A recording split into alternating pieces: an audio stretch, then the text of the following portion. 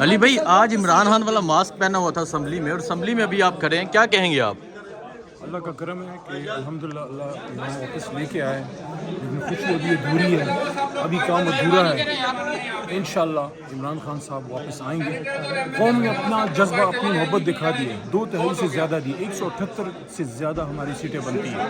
الحمدللہ ہم پہنچ گئے ہیں، لیکن کام ابھی ادھورا اس لیے کہ خان صاحب نے آنا ہے، مراد سعید صاحب جیسے لوگ ہیں ابھی تک وہ اندر نہیں آ سکے سسٹم کے اندر، ان کے ساتھ زیادتی ہوئی ہے۔ اسی طرح ہماری جو خواتین قیدی ہیں جو ہمارے پنجاب میں لیڈرشپ جیل میں ہے، انشاءاللہ وہ سب باہر نکلیں گے۔ لیکن آج کا دن جیت کا دن اس لیے ہے، کسی ایوان سے بین الاقوامی مداخلت کے ذریعے ایک پاکستانیوں کی جائز لیجیٹمیٹ حکومت کو گھر بھیجا گیا تھا۔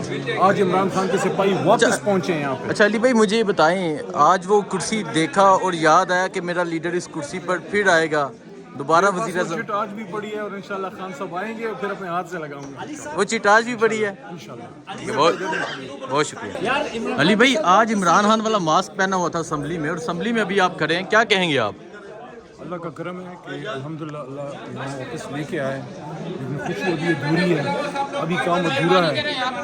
انشاءاللہ عمران خان صاحب واپس آئیں گے۔ قوم نے اپنا جذبہ، اپنی محبت دکھا دی ہے، 2 تہائی سے زیادہ دی، 178 سے زیادہ ہماری سیٹیں بنتی ہیں۔ الحمدللہ ہم پہنچ گئے ہیں، لیکن کام ابھی ادھورا اس لیے کہ خان صاحب نے آنا ہے، مراد سعید صاحب جیسے لوگ ہیں ابھی تک وہ اندر نہیں آ سکے سسٹم کے اندر، ان کے ساتھ زیادتی ہوئی ہے۔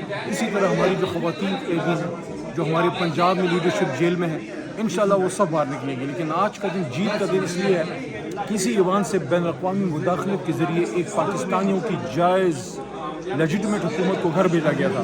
آج عمران خان کے سپاہی واپس پہنچے ہیں یہاں پہ۔ اچھا علی بھائی مجھے یہ بتائیں، آج وہ کرسی دیکھا اور یاد آیا کہ میرا لیڈر اس کرسی پر پھر آئے گا، دوبارہ وزیر اعظم؟ چٹ آج بھی پڑی ہے اور انشاءاللہ خان صاحب آئیں گے اور پھر اپنے ہاتھ سے لگاؤں گا وہ چٹ آج بھی پڑی ہے؟ انشاءاللہ۔